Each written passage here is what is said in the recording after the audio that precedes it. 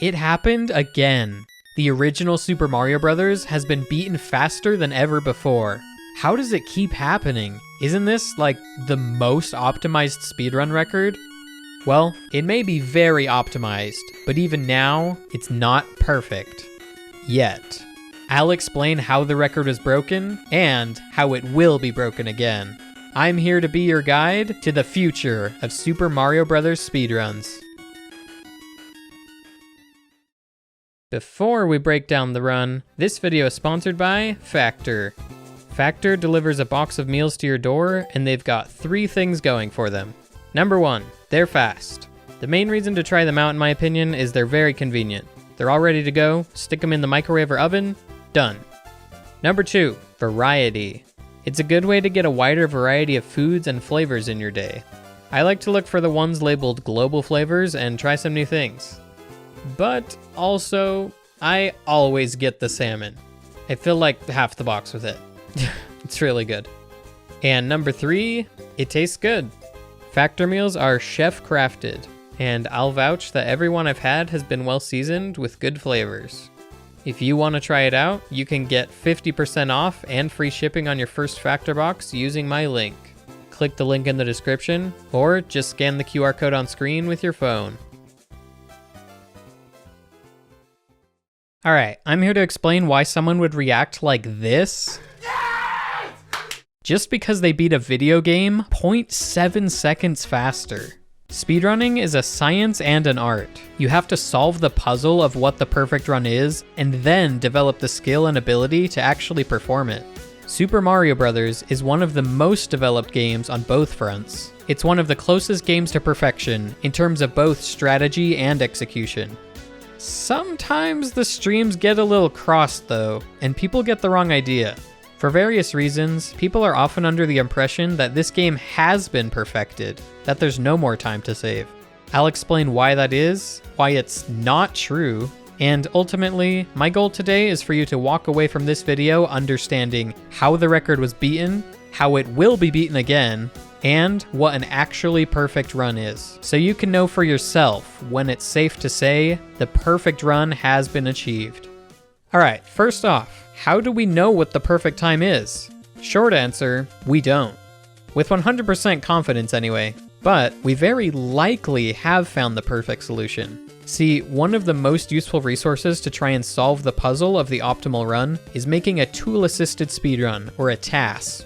I and others have explained what a TAS is in various other videos, so I figure this time, I'll just show you.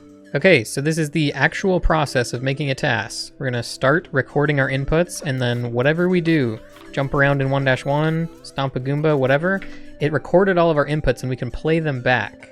So we're gonna play it back now, and we'll see the exact same movements that we just did. So he hits the block, he stomps the Goomba. And this is really the core essence of what a TAS is. It's just making a string of inputs that get played back.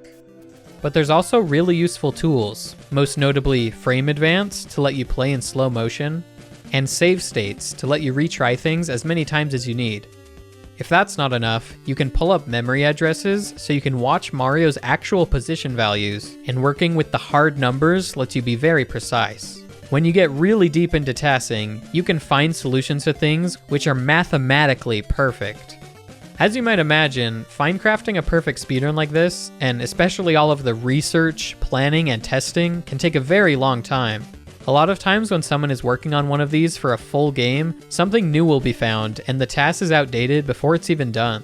Many games often see some kind of new improvements and strategies with each passing year, but not SMB1. This game hasn't seen any theoretical improvement in 14 years. The best theoretical time is stuck at 454.26. There could still be something out there to find. There's no way to say for sure if we know the perfect solution. But yeah, the last time the tool-assisted run was improved was back in early 2011, when Happy Lee figured out how to beat 8-4 0.01 second faster. So yeah, it's not likely that anything new gets found. At least, not any true new time saves. There have actually been plenty of new advancements and strategies over the years, but they've all been finding more realistic ways for players to approach the theoretical limit, rather than lowering the limit itself. And thanks to all of these discoveries, these days, we are finally getting close to the limit. Now, I do have to point out that the only reason we're able to approach the limit at all is because of the frame rule system. Frame rules have been explained a bunch of times, so I want to explain it in depth here, but my next video is actually going to cover it with more depth and information than any video ever has. So subscribe and look forward to that. Anyway, because the level transitions operate on frame rule cycles, to get a perfect time, you don't have to be perfect on any level besides 8-4. You just need a strategy which is fast enough to get the optimal cycle. That being said, players are doing insane things on certain stages to just barely clinch some of the frame rules. But yeah, there's even more that you could do that's simply not required because of frame rules. When it comes to 8-4 though, it's a different story. Since timing stops when you hit the axe, every little bit of time we can save in this stage matters, so we can reach the axe faster. This has made for an interesting dynamic in world records over the years. You could set a new world record in two ways, either by reaching 8-4 faster and then playing a good enough 8-4 to stay ahead of the record, or by tying the record to 8-4 and then playing 8-4 itself faster. This was the pattern for setting world records in this game for years. However, a new era began in late 2023 when Nifsky set the first world record that was perfect prior to 8-4. The first option was out the window now. No one would ever reach 8-4 faster than this. We're in the endgame now, where all improvements will come by reaching 8-4 tied, not only with the world record, but with the theoretical perfect TAS run, and playing 8-4 better from there. The only time left on the table was 0.37 seconds in 8-4. In January of this year, Nifsky booted things up again to try and tie the TAS again to 8-4 and save some of that remaining time. But he didn't tie the TAS once more. He tied it 9 more times before finally he got this run. Yes! Yes! It's over! There you have it, Super Mario Bros. In 454.56. I've made videos about Nifsky in the past, and his very impressive ability to achieve insane world records super fast. His last record in this category took him just a few days, and he closed it out on the first attempt that made it to 8-4. But this time, he got it on his 9th run to 8-4. Seems like this grind was actually hard for him. It took him a whole 2 weeks. Whew, rough patch for Nifsky. Anyway, speaking of previous videos, here's a chart I made in the past showing how many attempts it took to achieve various world records in this game. Now, there's several missing that I don't have data for, and these numbers don't always tell the full story, but they're fun to look at. Let's go ahead and add in Nifsky's new record now. You can see it did take him longer than his previous few records, but in the grand scheme of things, he still got it really fast. It's funny that this length of a grind is significant for Nifsky. Now, it did take him 9 times to 8-4, but in a way, that's actually good, because 9 times in 1,400 attempts is about 155 attempts on average to make it there. For his previous record, it took close to 400 to get there, so he was getting there pretty often. At one point, he even got to 8-4 twice in one day, an hour apart. The reason I bring this up is because that's a great sign for the future of this category. In order to keep lowering this record now, it's all about getting more chances at 8-4. And as time goes on, I have to imagine people will only get better at reaching 8-4, and beating it even faster. Alright, next on the agenda. Because the future of this speedrun is all about optimizing 8-4, I'm going to break it down in detail. But first, I'll briefly touch on what comes before it. The main reason it's hard to reach 8-4 on pace is because of 4-2. Don't get me wrong, there are hard tricks in every stage. No stage is a slouch, and you can see the number of successful attempts dwindle with each level. But still, the main bottleneck is 4-2. In this stage, basically, you have to do some method of getting Mario farther towards the right side of the screen, so you can go down this pipe without having scrolled the screen as much. In order to do this, you have to clip into a wall, bump into multiple walls, something. But for years, they were all either too slow to match the TAS, or too hard if they were fast enough. But about 4 years ago, a viable method was figured out to get the fastest frame rule on this stage. And this strategy is what currently separates number 1 on the leaderboard from the rest of the pack. Here, I want to give a huge shout out to King of Johnny Boy, who figured out the current method. Many other people have been involved with the development of this stage, like Kriller, Miniland, and Nifsky himself. But we probably wouldn't be seeing as much success here as we are without the efforts of Johnny Boy, who, by the way, has done this trick in runs and has had a couple perfect runs of his own to 8-4. Anyway, this trick is the gatekeeper for top level runs, with tons of frame perfect and precise inputs needed. A big reason it's so precise is because of something called subspeed. It's a little complex, but I'm mainly just bringing subspeed up because it'll be relevant again later in the video. But yeah, without going into too much detail, subspeed is something that affects how quickly Mario speeds up and slows down. It's constantly changing between a lot of different values as you play, so it's very hard to control. By doing nearly 20 frame perfect inputs in this stage, you can manage your subspeed perfectly all the way up to this point. And the entire goal is to get in this pipe without the screen scrolling as you go down it. If the screen scrolls as you enter the pipe, the wrong warp will fail, and you won't be sent to the warp zone room. All of this to say, with a precise subspeed value, Mario can come to a stop faster and enter the pipe sooner. And it's just fast enough to make the perfect frame rule cycle here. Bit of a tangent there about 4-2, but yeah, you can probably see why this level is the hardest one in the run. To get a chance at breaking the world record, you have to do this strategy, and everything before it, and everything after it. Which is precisely what Nifsky did in January, 9 times in fact, with one of them finishing at 454.56. So what happened to the other 8 attempts that made it to 8-4? 2 died at the beginning trying to do a trick to accelerate faster, 2 died on precise jumps near the start of the second room, 2 missed the spot on the pipe that lets you do a wall jump, 1 hit the right spot on the pipe but missed the frame perfect wall jump, and 1 run finally got past the wall jump.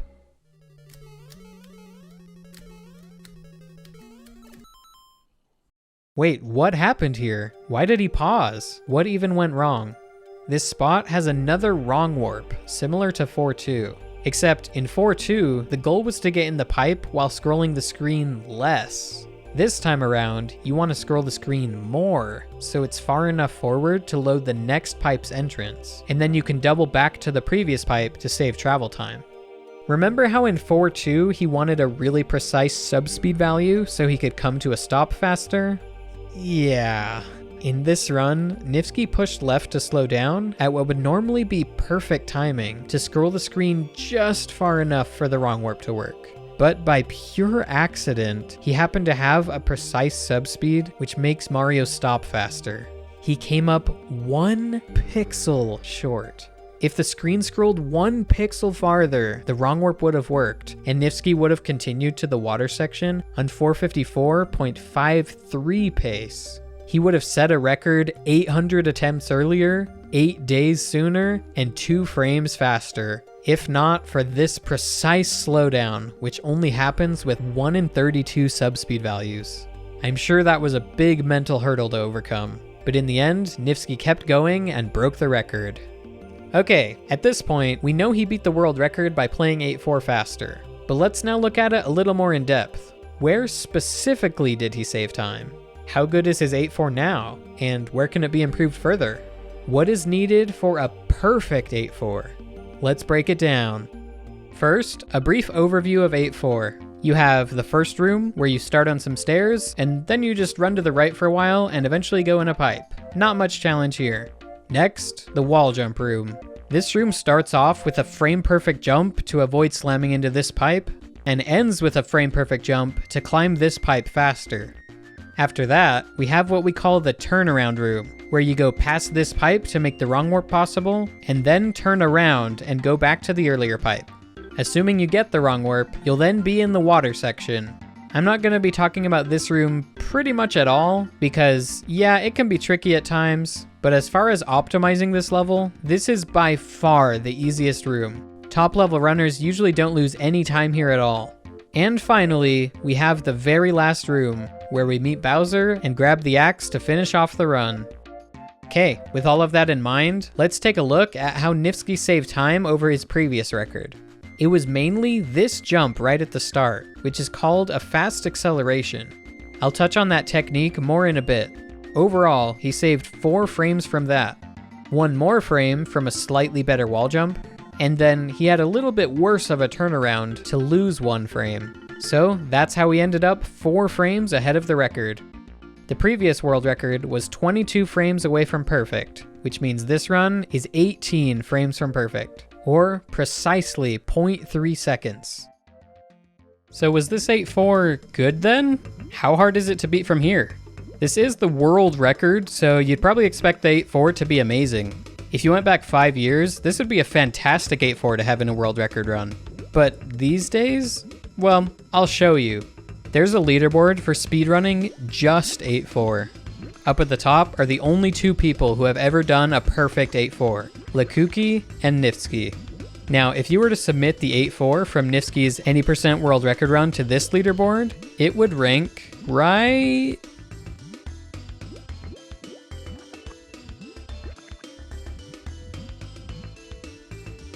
here, 111th place. There's over 100 people that could beat it.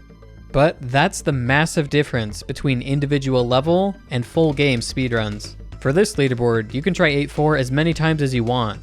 But for this one, you could go days, weeks, months before even getting 1 chance at it.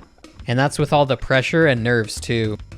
Anyway, all of this just to say, yes, the world record can still be improved. It is not perfect yet. As far as 8.4 goes, it can actually be improved pretty easily. The 2 runs below him on the leaderboard have faster 8.4s. The run I mentioned earlier, which failed the wrong warp, would have been faster had it finished.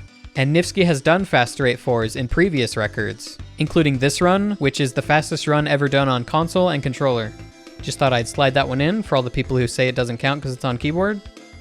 Anyway, the issue is just getting to 8.4, as I've mentioned several times. To really demonstrate what's possible in the near future, here's something crazy for you. Nifsky will sometimes do practice runs from 4.2 to the end. This is a pretty common way to practice speedruns in general, practicing just the back half, or maybe some specific segment of the run. It makes everything feel more like a real run, and in this case, it can help Nifsky practice playing 8.4 with some sort of real simulated pressure. And it helps build confidence too. Once you've nailed 4.2 to the end in practice, you know you can definitely do it in a full game run once you get there. Anyway, I bring this up because Nifsky has done a faster run than the current world record when playing from 4.2 to the end. In fact, he's done the equivalent of a 454.48 from 4.2 twice in a row. This video is actually crazy. He starts from a save state at the beginning of 4.2, and from there plays 5 frames faster than the current record. Then he loads the save state and does it again. I think it's safe to say that 454.4 is definitely happening in the future. And if you have any doubt left, which I can't imagine how you would, I'm beating a dead horse at this point, but if you take the fastest 8.4 that's been in any previous world record, that would be Nifsky's 454.79. This run didn't do the crazy 4.2 strategy, but had an excellent 8.4. Putting this 8.4 at the end of an otherwise perfect run would result in a 454.44. A whole lot of 4s. So yeah, this game has not reached its limit yet, and the record can go down at least that low. I think people must have gotten confused over the years, either just from misunderstanding some details about past achievements, or straight up reading misinformation from bad reporting in news articles. Anyway, all of that being said, I think the next main question to answer now is, what exactly makes a good or even a perfect 8.4? What's setting all of these different 8.4 times apart? It really comes down to just a few things. First, there's how good your wall jump is. These days, it's well understood how to do a good wall jump though, so this part isn't usually much of an issue at this point. There's also how far you scroll the screen in the turnaround room. This can be a significant one. Every little bit extra you go past the perfect stopping point means extra distance you have to travel back towards the pipe. Nifsky lost 3 frames in his world record run, for example, by going just a handful of pixels too far. Cleaning this room up is the main path towards a 454.4 time. But a perfect run is 454.26. Where does the rest of the time come from? Well, it comes pretty much entirely from doing fast accelerations, or fast accels for short. In this game, Mario accelerates at various different speeds, depending on what he's doing. Speeding up on the ground, slowing down on the ground, speeding up in the air, slowing down in the air, they're all different. And his acceleration behind him in the air is actually faster than his acceleration forward on the ground. You can use this from a standstill to reach top speed faster, but you do have to spend some time turning around first, so this really only comes out faster if you do a perfect string of precise inputs. Those inputs are left to turn around, let go of left on the next frame so Mario stops moving, right plus jump on the next frame to do a backwards jump, and then release jump immediately so Mario can land from the jump as soon as possible. Any variation, like holding left too long, too many frames of neutral in the middle, pushing jump on the wrong frame, jumping too high, they all mess it up. But yeah, if you nail those inputs perfectly, you get a fast accel, which can save a couple of frames. This technique can be used to accelerate faster in every level in the game, but because of frame rules, it's rarely necessary to actually have to use it.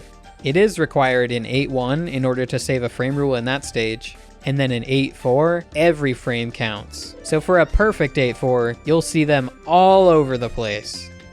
Here's something interesting though, not all fast accels are created equal. If Mario's on flat ground, turning around to do a backwards jump is barely faster at all than running forwards. But if you're on uneven terrain, fast accel might save even more time. Like say, this room in 8.4 for example. We can't get fully up to running speed before we jump off of this pipe. See, running speed works like this. There's two phases of building up speed in this game. Values 0 to 24 are walking speed, and 25 to 40 are running speed. So when you begin moving, you start at 0 speed of course, and you can accelerate up to a value of 24. At this point, to go faster, you have to be on the ground and holding B, and then you can start accelerating to 25 and eventually up to the max speed of 40. If you're instead in the air, Mario's speed will cap out at 24 until you land. This is basically why fast accels work the way they do. They let you reach 24 speed faster, and then Mario has to land back on the ground so he can start accelerating to 25 and beyond. Jump too high, and you'll be stuck at 24 speed for a little while. Anyway, in this room in 8.4, there's not enough room to reach 24 speed while on the pipe, so you're forced to jump and be stuck at 24 speed until you land up on the ledge. But with a fast acceleration, you can reach 24 speed while on the pipe, and start accelerating to running speed much earlier. That makes this particular fast accel save up to 5 frames, instead of just 1 or 2 like on flat ground. Hopefully that all made sense. So yeah, in 8.4, there are actually 3 situations where fast accels save additional time because of the terrain.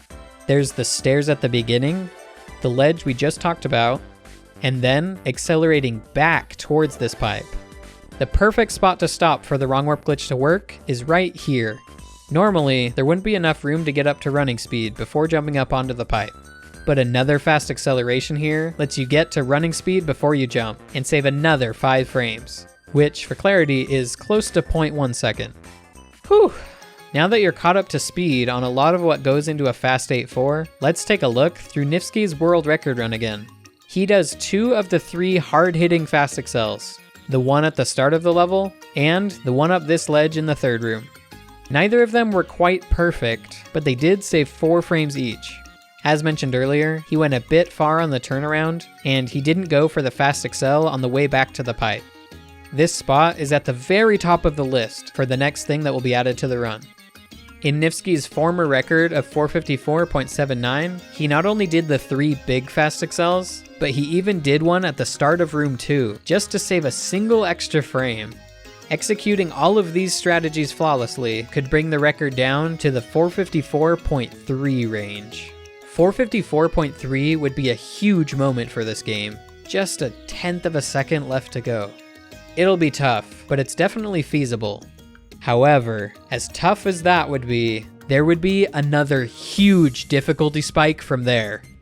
The current era we're in is just trying to get a really solid 8.4 at the end of a perfect pace run. Getting down to a 0.3 is really just trying to add the kind of peak 8.4 that's already been done in some runs. But once that happens, this is where the next era begins. The era of double fast accels. Earlier, I explained that Fast Accel helps you reach 24 speed earlier, and then you land on the ground and can continue accelerating to 25 and beyond. Doing a backwards jump saves time in the first phase of speeding up. But what about the second phase? If you do another backwards jump, that can actually get you up to 40 speed faster and save 1 additional frame. Now, a regular Fast Accel already has some tight inputs, but this second jump is even harder. At the perfect moment, you need to switch from holding right to holding left immediately on the next frame. And then you need to go back to holding right immediately after. And you need to jump with frame perfect timing too. Again, because every frame counts in 8.4, to have a perfect stage, you'll have to do this at every opportunity. One minor saving grace is that in 8.4, you can often do a special version of this trick. Since you start each room coming out of a pipe, you can actually just turn Mario around as he falls off of the pipe, and that works just fine too. You still have the incredibly hard D-pad inputs, but you can cut out the jump at least. This is called a falling Fast Accel.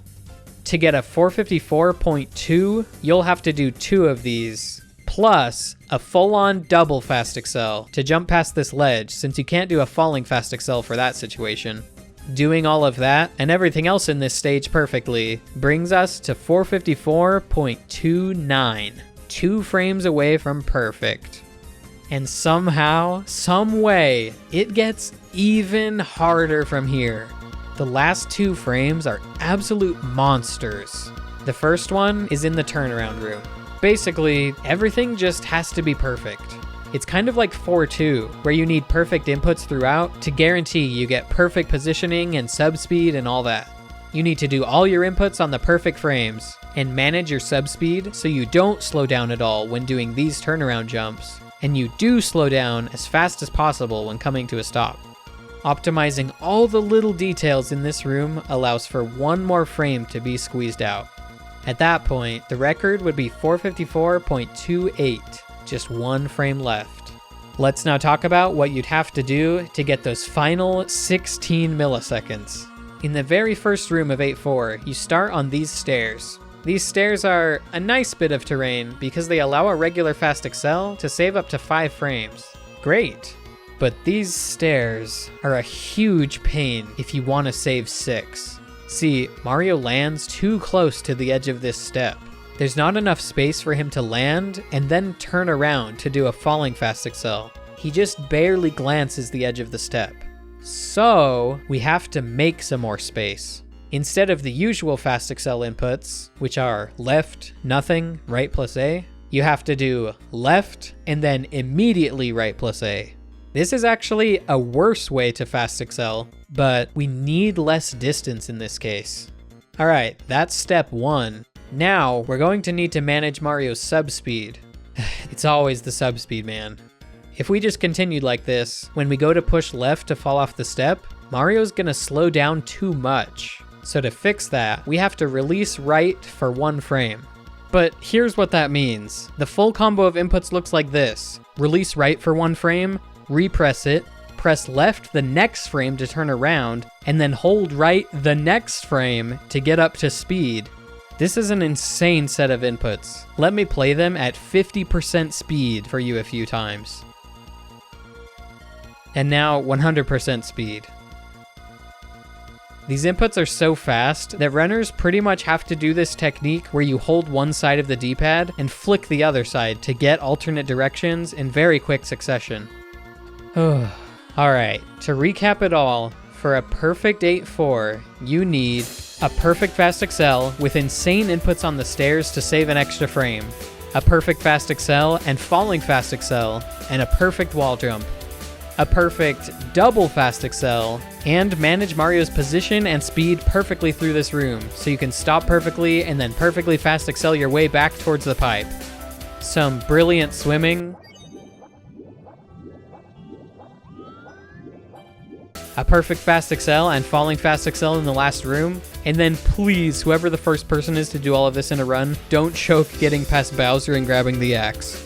And that's all! That's it. That's all it takes. There you have it.